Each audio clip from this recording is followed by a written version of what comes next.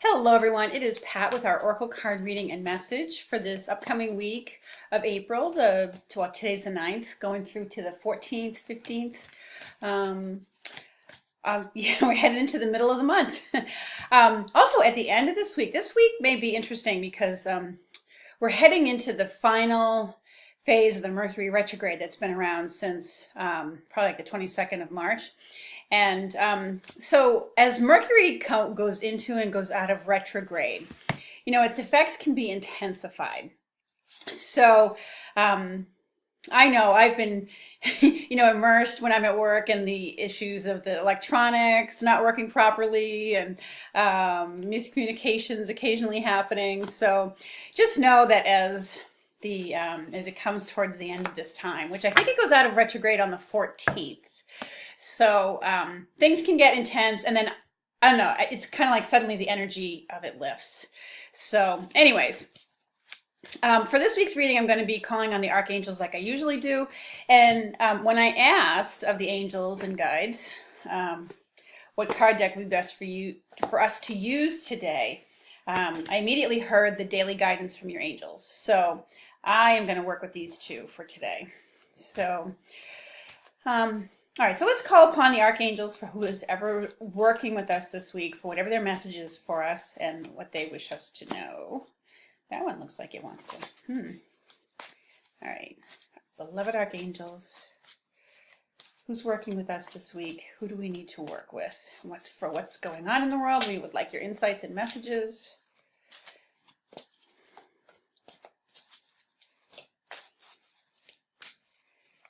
All right, nothing's jumping out here. So, whoa, okay. I take that back, one fell up. And it's the Archangel Jophiel with Clear Your Space. I know I personally have been deeply immersed in clutter clearing. But this is a message out to all of you too. One, if you're already involved in that, continue that process. And it says, get rid of clutter, clear the energy around you, and use Feng Shui. So I feel like my immediate hit on this, and I know this is primarily directed to people in the United States, is, this is this time where the tax filing deadline comes up. And so, for some people, you might be scrambling through your records, trying to find stuff in your records, or you're,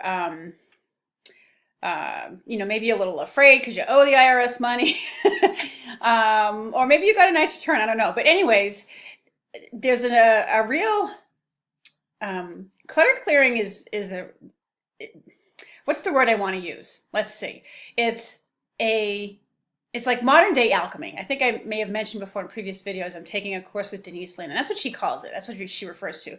So one of the ways you can bring in more money is by clearing out your financial clutter. We are supposed to hold on to our records for a certain period of time, but after that, shred it, get rid of it. There's a lot of stuff that we keep oftentimes that we don't have to. And a lot of stuff is available online now too. But anyways, so this is about, I feel like for a lot of people, as you're going through your records, and as you've been doing what you needed to do to get your taxes filed, it's time now to just clear out. You may have become very aware of how much you've been holding on to as you've been diving deep into this. Or maybe it's come up in a different area in your life other than finances and tax prep, but it's just, we're heading into the spring, at least here in the Northern Hemisphere. And the change of season, whether you're going into your winter in the southern part of the world or our spring here in the northern part of the world, it's really always a great time to clear out. Okay, even us, when we go into our fall and are headed into our winter, a lot of people do a real big clearing out and to donate, recycle, etc. So Jophiel's an angel of beauty, and she's letting us know that by lifting and clearing out some of that stuff, one, it's going to lighten up our energy and help to give us more energy, but it makes our environment around us much more appealing. It's more attractive to us when it's cleaned out, and that is it can be very much a stress reliever. It's a lot more relaxing for us. So that's what this is about. This is the energy of what's going into this week. And it makes sense, like I said, for those of us in the Northern Hemisphere going into spring, time for spring cleaning. And clearing out, if it's one of those things where it's like, if you think of what you want more of in your life, if you want more time, clear out your schedule. If you want more money, clear out your financial clutter. If you want more clothes, go through your closet, donate what doesn't fit anymore. A lot of us, and myself included, I did this until recently. I was hanging on to clothes that were a smaller size, hoping to lose weight so I'd fit back into them. And, a lot of us do that. But, when it comes to clutter clearing, I was convinced, you know what, just pass it on to the next person who could use it. And, love your body as it is by buying clothes that fit and look beautiful on you. And so I had to go through my own clutter clearing with that. And for some of us, I would have to say, in addition to that, when you go to the gym, you do your exercise, you're clearing body clutter. All those extra pounds and layers of fat that we've piled on over the winter from, a lot of us are a lot more sedentary in the winter. Not everybody. There's some people who are really good out there. But that's also part of clearing your space. So anyways, a lot of that going on this week. So let's see what the messages are. Excuse me. For the week. All right, angels, what do we need to know? What's ahead for our week? Ooh, okay.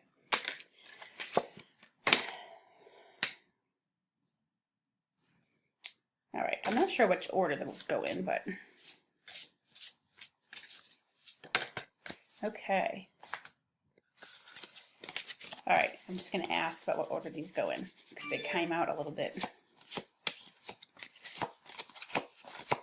That one first, okay. That one second. Okay. So this is interesting because the beginning of the week, we get the wedding card.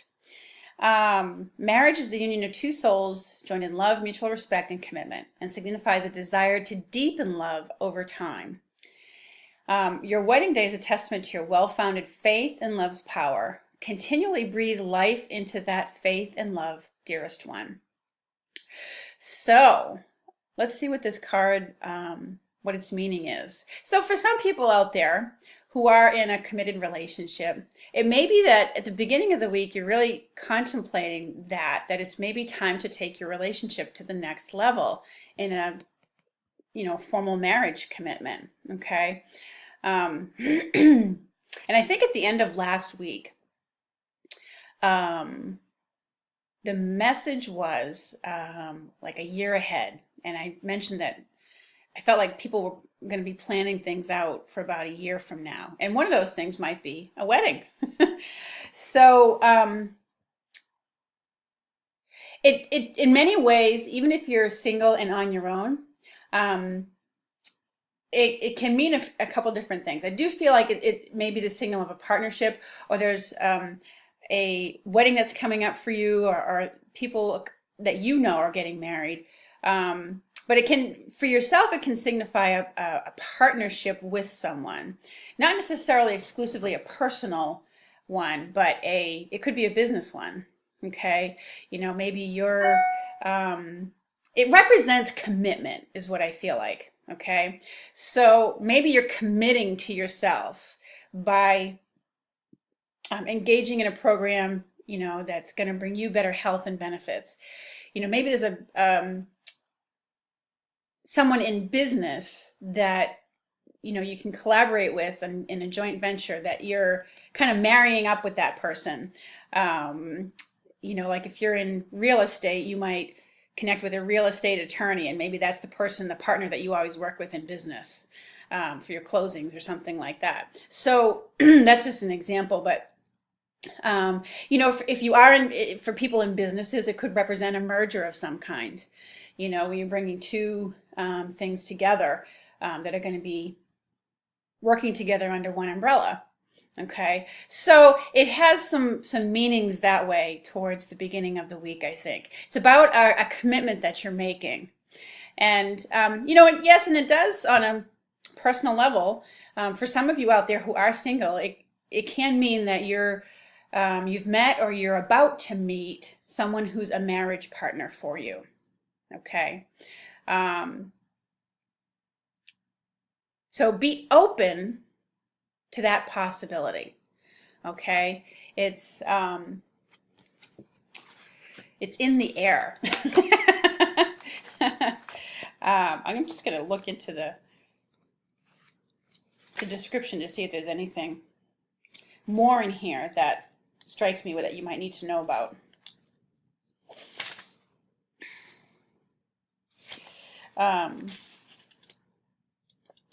Providing in your near future. So it's a card that has a lot of love and a lot of positive energy to it. Whatever's coming together in your partnership, it's based on love. Okay, and yeah.